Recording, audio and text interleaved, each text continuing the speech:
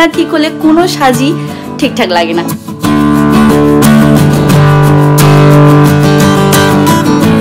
Hi guys, আমি Jyotismita, welcome back to my channel. আজকে সকাল সকাল রেডি হয়ে যাচ্ছি দিদির পার্লারে। অনেক দিন ধরে দেখছি চুলটা একটু ড্রাই হয়ে আছে, মানে ভালো করে সেট আপ হচ্ছে না। চুল না ঠিক হলে কোনো সাজই ঠিকঠাক লাগে না। তাই জন্য ভাবলাম 1 বছর তো হয়ে গেল চুল আমার কাটতে নেই, কিন্তু ভাবলাম চুলটাকে একটু স্মুথনিং বা যাই হোক, আমি জানি না কি করা যায়। দিদিকে জিজ্ঞাসা করবো, দিদি যেটা ভালো মনে হয় সেটা করবে। তা এখন যাবো সোজা দিদির পার্লারে, কারণ ওখানে দিদি থাকলে একটু বিশ্বাস থাকে মনে যে যা করবে ঠিক করবে। তো চলো এখন যাবো আমি রাসবিহারী। আমার দিদির পার্লার হলো রাসবিহারীতে। একাই যাচ্ছি আজকে, তো যা হবে তোমাদের দেখাতে থাকবো।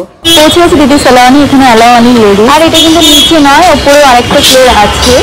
বলো আমার চুলে কি প্রবলেম হয়েছে, তুমি বলো আমার চুলে কি করতে হবে। গত বছরে এসেছিল আমার কাছে, এই চুলটা আমারই হাতে করা, কেরা স্মুথ করেছিল। তো এখন মোটামুটি একটা রিপেয়ারের সময় হয়ে গেছে, টাচ আপে 1 বছর পর আবার শুরু করছি। এই হেয়ারটাকে দেখা যাক কতটা মেকওভার করে দিতে পারি। আমি ওই জন্যই ভরসা নিয়েছি, চাইছি কারোর কাছে যাইনি। হ্যাঁ চলো এখন হেয়ার ওয়াশ হবে। এখান থেকে আমি ভয়েস মেকওভার দিচ্ছি, কারণ ওখানে চলছিল গান, আর আমি চাই না আমার ইউটিউব চ্যানেলে কপিরাইট ক্লেম আসুক। আর একটা প্রশ্ন সবার মনে থাকে যে আমাকেও সেটা ফেস করতে হয়, এত টাইম সেলনে কেন লাগে স্মুথনিং বা কেরাটিন করতে। তোমরা দেখো, এটা হলো একদম হেয়ার ওয়াশের প্রথম প্রসেস। এখানে ভালো করে শ্যাম্পু কন্ডিশনার দিয়ে তোমার চুলটা মাসাজ করে করে সমস্ত রকম তেল থাকলে সমস্ত কিছু বার করে ওয়াশ করবে ভালোভাবে। তোমরা যদি বাড়ি থেকে শ্যাম্পু করে যাও তারপরেও কিন্তু ওরা ওয়াশ করবে। তারপরে হলো সেকেন্ড প্রসেস, এখানে ব্লো ড্রায়ার দিয়ে ভালো করে তোমার চুলটাকে ড্রাই করবে। আর এখানে আছে রমাদি, আরো 2জন স্টাফ আছে যাদের নাম আমার এই মুহূর্তে মনে নেই, তাদের ব্যবহারও খুব ভালো। আর হ্যাঁ, এখানে বলা হলো না, আয়রন দিয়ে কিন্তু ছোট ছোট চুল নিয়ে পার্টিশন করে আগে স্ট্রেট করা হলো। এবার স্ট্রেট যখন হয়ে গেল, এই যে পার্টিশন গুলো দেখছো, এতটাই পাতলা পাতলা পার্টিশন নিয়ে ক্রিম লাগানো হচ্ছে। আর শুধু ক্রিমটা লাগিয়ে দেওয়াই নয়, ক্রিমটা লাগানোর পর আঙুল দিয়ে ভালো করে মাসাজ করতে হয়। আর বুঝতেই পারছো, যত মোটা চুল হবে তত টাইম লাগবে। আমার ততটাও মোটা চুল নয়, আর আমি গেছিলাম দুপুরবেলা, আর ফিরতে ফিরতে আমার রাত হয়ে গেছিল। তো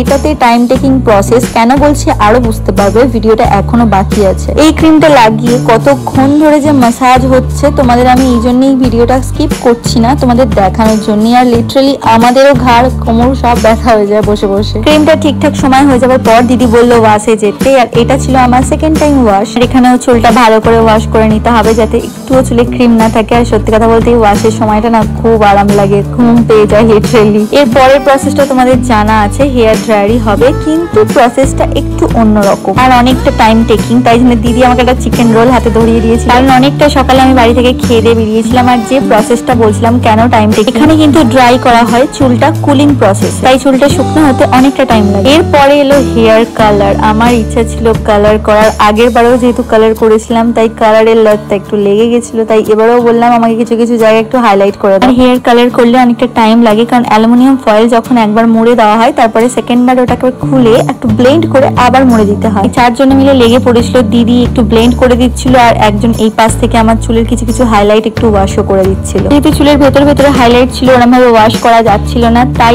আবার থার্ড টাইম আমার চুলটাকে ওয়াশ করা হলো। এখন যে কালারটা দেখছো, এই কালারটা কিন্তু এরকম থাকবে না, কেরাটিনের পরে কালারটা একটু চেঞ্জ হয়ে যাবে। মানে ভাবো, কালার করার পর আমার চুলটা ওয়াশ হচ্ছে এই নিয়ে 3 বার, এখনো কিন্তু কেরাটিন ট্রিটমেন্ট বাকি আছে। প্রত্যেকটা জিনিস চুলে লাগিয়েই তো আর তুলে ফেলা যায় না, প্রত্যেকটা জিনিসের জন্য 30 মিনিট 20 মিনিট 40 মিনিট একটা টাইমের ব্যাপারও আছে, তাই জন্যই এতটা টাইম লাগে। প্রথমবারও আমার চুলটা স্মুথনিং আর কেরাটিন ছিল, তখন ভিডিওটা এত ভালোভাবে করিনি, কিন্তু এবারের ভিডিওটা একটু ডিটেইলে করেছি যাতে তোমাদের বুঝতেও সুবিধা হয়। এখানে যে চুল ওয়াশ হয়েছিল আর তারপরে কুলিং প্রসেসে যে চুলটা ড্রাই হয়েছিল সেই ভিডিওটা আর করিনি, কারণ সেম প্রসেস ছিল। আই হোপ তোমরাও এক্সাইটেড হচ্ছে আমার চুলের কালারটা কেমন এসেছে, আমিও কিন্তু এক্সাইটেড ছিলাম। এরপরে কিন্তু সেকেন্ড টাইম আমার চুলটাকে আবার সেই পাতলা পাতলা সেকশনে স্ট্রেট করা হচ্ছিল। তোমরা ভাবো, ভালো চুল দেখতে গেলে আর ভালো লাগতে গেলেও কতটা ধৈর্য নিয়ে বসে থাকতে হয়। যেহেতু এখানে আমার সবাই চেনা জানা, তাই অনেক গল্পও করছিলাম। এরপরে আসলো কেরাটিনের প্রসেস, আর এই প্রসেসেও একদম অল্প অল্প ক্রিম নিয়ে ভালো করে মাসাজ করতে হয়। মাসাজিংটা দেখো, আমি তাই জন্য একটু বড় করে ভিডিওটা দিয়েছি যাতে তোমরা মাসাজিংটাও দেখতে পারো। আর এটা দেখে আন্দাজ করতেই পারছো,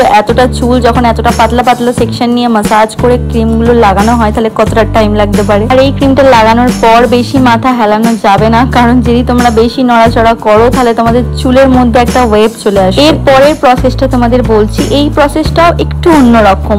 অন্য ক্রিম লাগানোর পরে যেমন ওয়াশ করতে হয়, এটাতে ওয়াশ করা যাবে, কারণ ক্রিমের উপর দিয়ে স্ট্রেটনার চালিয়ে চুলটাকে স্ট্রেট করতে হবে। আর এই যে এত ধোয়া বাড়ছে দেখে ভেবো না আমার চুলটা পুড়ে যাচ্ছে, কারণ যেহেতু এটা ভিজে থাকে তাই এর উপরে স্ট্রেটনার চালানো হয় বলে এতটা পরিমাণে ধোয়া বার হয়। আর হ্যাঁ, চোখটাও কিন্তু খুব জ্বলে, নাকও জ্বলে। ভাবছো তো এবার এত প্রবলেম হয় যখন এই ট্রিটমেন্টটা কেন করেছিলাম? এই ট্রিটমেন্টে কিন্তু হেয়ার ড্যামেজ হয় না, যেটা ড্যামেজ হয়ে থাকে সেটাকে রিপেয়ার করার জন্য এই ট্রিটমেন্টটা। আর এটা হলো আমার 4th টাইম হেয়ার ওয়াশ। আর হ্যাঁ, এটাই আমার লাস্ট ওয়াশ। তোমরা ভেবো না আর আমি চুলটা ওয়াশ করবো, কারণ আমার সমস্ত ট্রিটমেন্ট এবার শেষ। এবারে শুধু ওয়াশ হবে আর কুলিং প্রসেসে ড্রাই হবে। আর আমার হেয়ারটা লাস্ট যে ড্রাই হয়েছিল সেটার ভিডিওটা নিয়ে নি, এবার দেখে নাও আমার ফাইনাল লুকটা।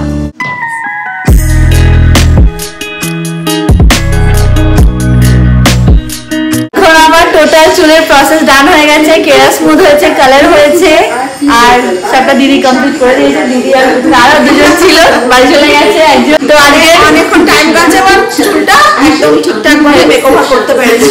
হ্যাঁ, আশা করা যায়। এবারে যাবো বাড়ি। বাড়ি এসে ফ্রেশ হয়ে গেছি, আর সুপ্রিয় এখন বলবে ওর কেমন লাগছে হেয়ারস্টাইল। পুরো পাগলি লাগছে, ভালো লাগছে, কিন্তু চুলে কালার গুলো একটু বেশি করা হয়ে গেছে। আমার মনে হয় যে এত কালার দেওয়া উচিত হয়নি, কালার দেওয়া একটু কম হাইলাইট করা উচিত ছিল, কিংবা কালারটা তুমি যত ইচ্ছা করতে কালো করতে, ভালো লাগতো দেখতে। ওর কালো চুলই ভালো লাগে, কারণ ন্যাচারাল ইজ ন্যাচারাল। ঠিক আছে, যাও, থ্যাংক ইউ। আজকের ভিডিওটা এইটুকুই। ভালো লাগে do like, share, subscribe to my channel. দেখা হচ্ছে পরের ভিডিও। ততক্ষণ জানে টাটা। টাটা বলে দাও। টাটা।